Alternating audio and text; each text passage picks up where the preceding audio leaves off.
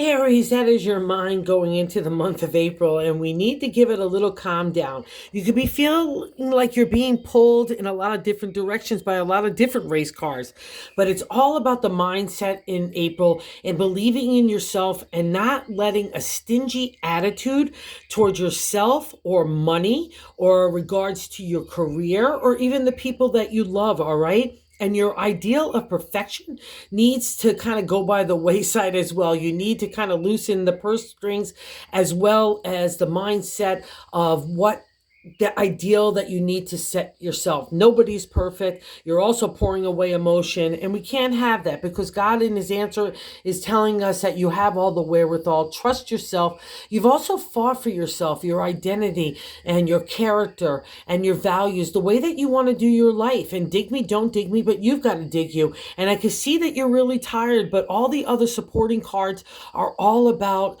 new endeavors, all right? So even if you want to shift anywhere in the area of like love, home, career, community even is covered here. It's all available to you.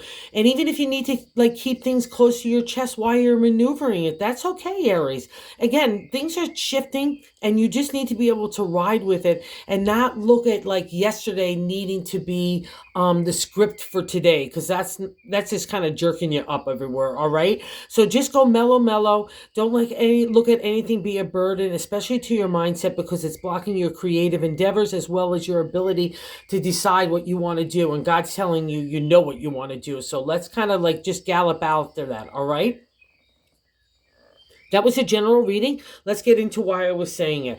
That first placement is the significator, the overall gist of the reading, and it's a major arcana card, the Chariot. And that's where we could be pulling in different directions, right? In modern day tarot, it's like I have the wherewithal to handle anything. But to the ancient tarot, it was the mastery of thought. In older decks, you won't even see him holding the reins of the horses. I won't be pulled in one way positively or negatively, right? I'm just going to have an even balance. And, that's our mastery of thought bringing us forward. It dictates our approach and our attitude, right? Our actions, our words all come out of this guy. So let's make sure they're the best. And what's kind of getting you all up and antsy about everything and that race car feeling is this blocking card of the Queen of Swords. She's great for legality. So if you have to apply any of that to your business set, she's fantastic. So flip her on her side.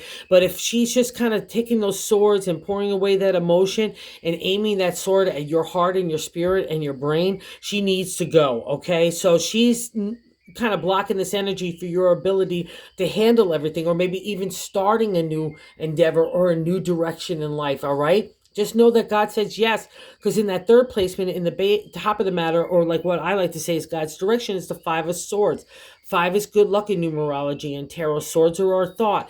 And it's my version is to me is like God saying, "Hey Aries, I'm sorry I messed with you, but I had to mess with you so you know yourself, so you could fight for your identity, to fight for the way you want to do things, right? So you take your time sitting there figuring out stuff, especially if you have other obligations going on, and you have to take that wherewithal to do that. That means you have it, okay? So trust the good luck comes from when you're starting to stand up and looking in God's direction, saying, what do I want to do? And I think also too, what's making that decision making hard is in the base, in the gut of the matter, I like to say, is the Ten of Wands, a completion for an idea that's taken a material reality, but maybe we're lingering too long in that reality, right? And then my deck, this guy hangs out way too long.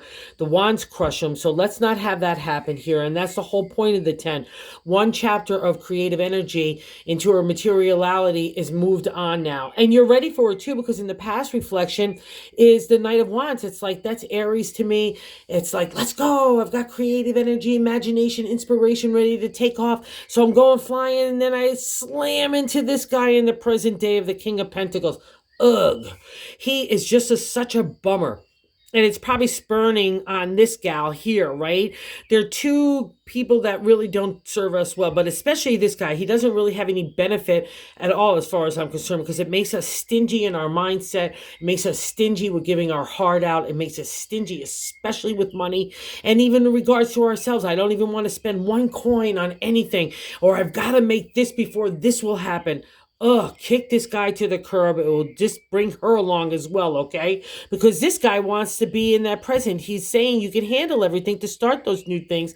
And that's the ace. It's the upsurge of energy to create. And again, in Pentacles, home, family, relationship, career, community, all get highlighted under this guy. And what's nice is I've just come out of the spiritual waters, right? I already have accomplished some stuff. Even I know it. So that's the most important thing, Aries. You know how powerful you are. So believe in it. So if you've made one chapter of your life happen, make another happen. It's not a big deal because other people look at you in the viewpoint as the Knight of Pentacles. Let's go take a ride for those areas, right? And that's so nice because it brings a refresh, which we'll also see in the bonus card. And if the hopes and fears, if you need to keep things close to your chest as you're making these maneuvers, that's the contemplation meditation of our thoughts. It's like see, like he's walking down an alley, but it's for our benefit, right? And also too, I'll say this, if people you feel like are being shady to you, nobody's going to outmaneuver this guy. Okay. So don't worry about that. And it's kind of funky McGumpy. It's our hopes and fears, but that's Aries. You have one persona to the outside world and another thing going on. And that's cool. That's a lot of us as well. Okay. And in our outcome is the 9 of Wands. It also is another indication of like 10 of Wands. So you're reaching safe harbor in the 9, right? That one chapter's ending. And like, maybe you've been through rough seas and maybe your sails are a little torn and tattered, but all your wands are there. No harm done. You've learned some stuff. So let's go apply it. In the bonus card of the 8 of Pentacles is a refresh, rejuvenation.